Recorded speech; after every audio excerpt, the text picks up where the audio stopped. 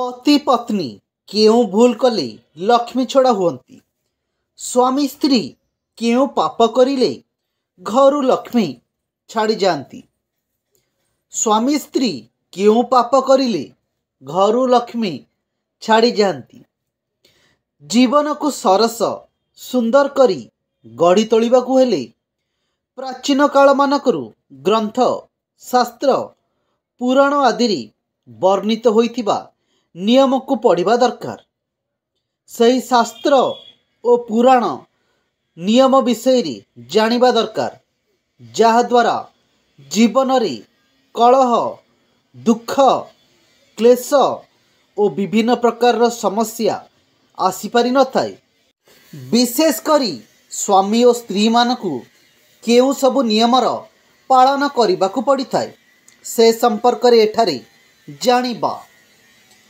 आसंतु जानिबा एही सबु नियम जो नियम की स्वामी स्त्री पालन कले तांको जीवन रे केबे भी कली लागिबो नाही कि दुख आसीबो नाही। आउ जो तांको जीवन रे विभिन्न प्रकार समस्या आसुची से समस्या आउ आसीबो नाही।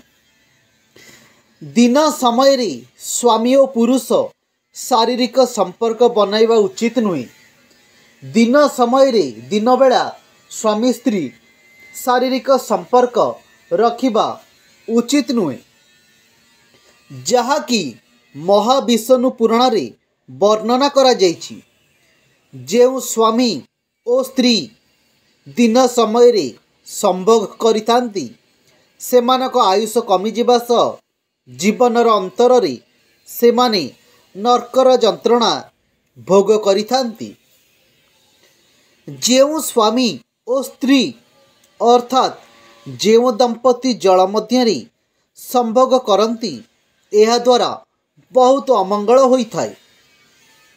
स्वामी और स्त्रीर पवित्र संपर्क रे फाट आसिबार संभावना रही थाए। जेउ स्वामी और स्त्री जल मध्य संभोग रखिथांती यह द्वारा बहुत अमंगल होइथाए। स्वामी स्त्रीर पवित्र संपर्क रे फाट आसिबार संभावना थाए। एही तीनोटी नारींक सह पुरुष मानी संपर्क रखिबा उचित नुहे।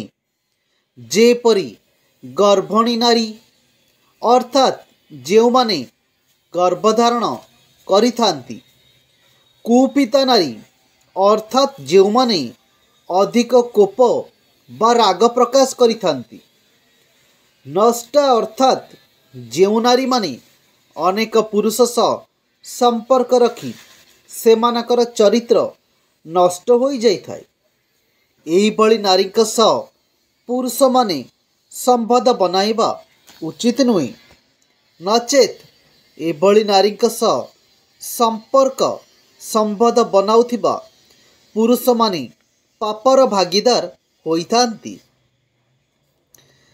जेउ पुरुष निज स्त्री थाई कि मध्य पर नारी सह संपर्क रखे, जेउ पुरुष कुंवारी झीक सह संपर्क रखती सेमाने मध्य पाप करिथांती।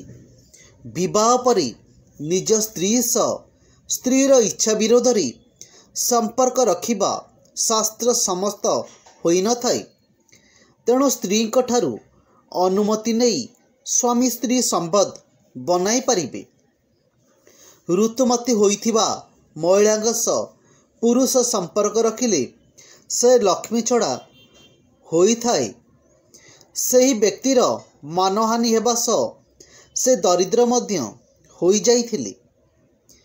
ये थिला हमर पति पत्नी केउं भूल कले लक्ष्मी छड़ा हुअंती। स्वामी स्त्री केउं पाप करिले घरु लक्ष्मी छाड़ी जाती।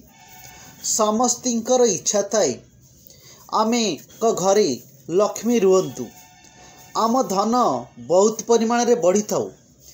किंतु किछि एमिति पुराण रे लेखा अछि स्वामी स्त्री कौन सबू मानिकी चलिले घर भितरे धन बढ़े, कौन सबू मानिकी न चलिले घर भितरे धन नाश हो जाए।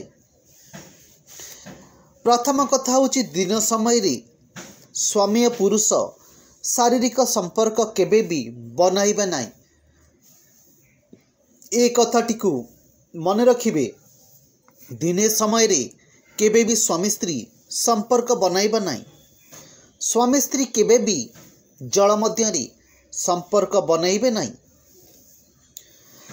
आउ गोटे कथा मन रखिबे, गर्भधारण जो नारी करने को जाती सेमानक सहित संपर्क बनइबे नहीं।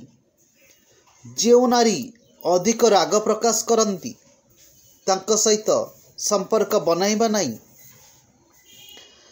नचेत जदि एभली नारी सहित संबंध बनाइबे ताले पुरुष माने पापर भागीदार हेबे। जो पुरुष निज स्त्री थाई पर स्त्री सहित संबंध रखती से माने बहुत पापर भागीदारी होइथांती। जो पुरुष कुंवारी झीक संपर्क रखती से माने भी बहुत पापर भागीदारी हुंती। जदि आमे यही सब कथा को मानि न चलिबा ताले घरु लक्ष्मी छाड़ी चली जिबे आउ आमर दारिद्रता आसीजिब। तेणु पति पत्नी माने सबुबले यही जिनस प्रति ध्यान रखिबा उचित जे आम परिवार जेमती हस खुशी रे सबुबले हसुथिबो आउ माँ लक्ष्मी सबुबले आम घरे बास करिथिबे। सेथिपाई पति पत्नी यही सबु कथा प्रति ध्यान देबा उचित। नहले घरु लक्ष्मी छाड़ी चली जिबे। स्वामी स्त्री जदि यही सबु पाप करिवे ताहले लक्ष्मी घरु छाड़ी पळेइबे।